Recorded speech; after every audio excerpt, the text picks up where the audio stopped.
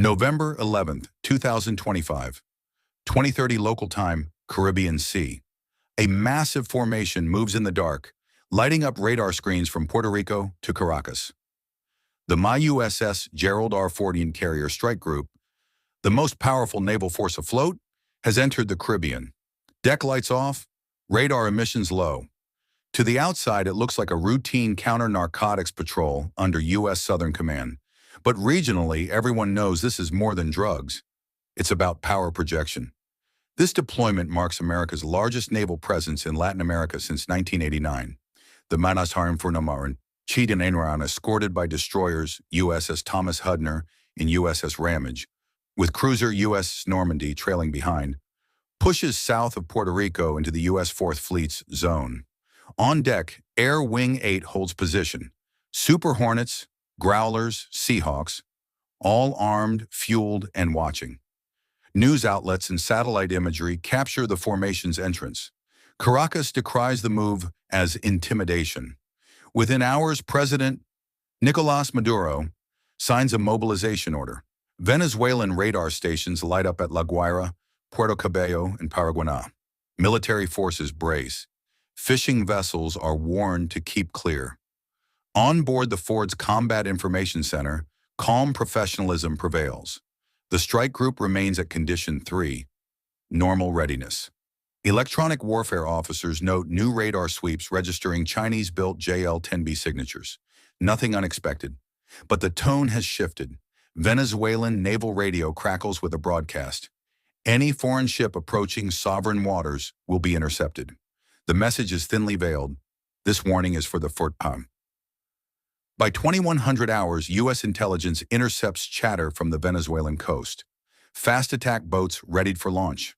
But the Ford command urges restraint. Stay professional. Stay predictable. The sea outside is calm, black, moonless, but beneath, tension coils.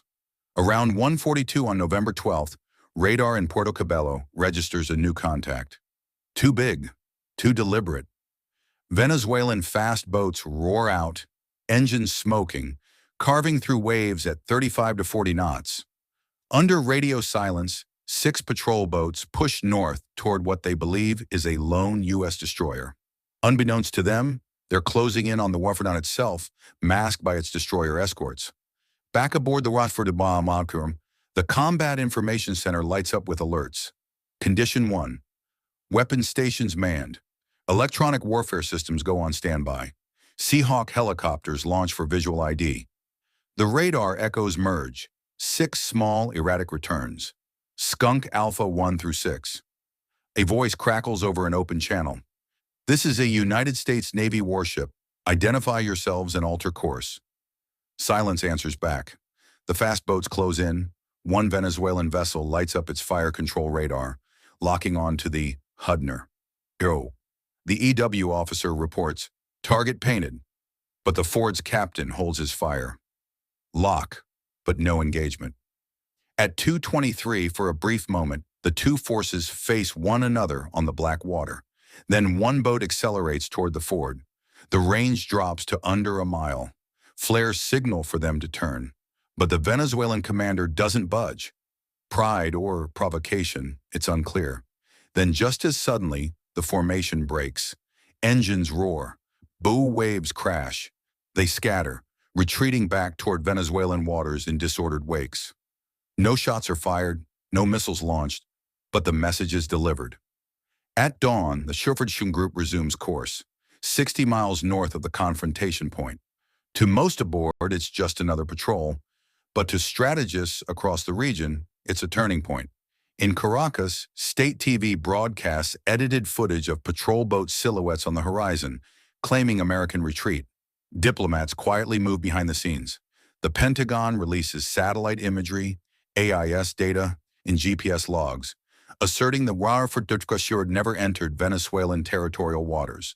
The narrative is clear: U.S. restraint, Venezuelan overreach. Yet for Maduro, the crisis is far from over.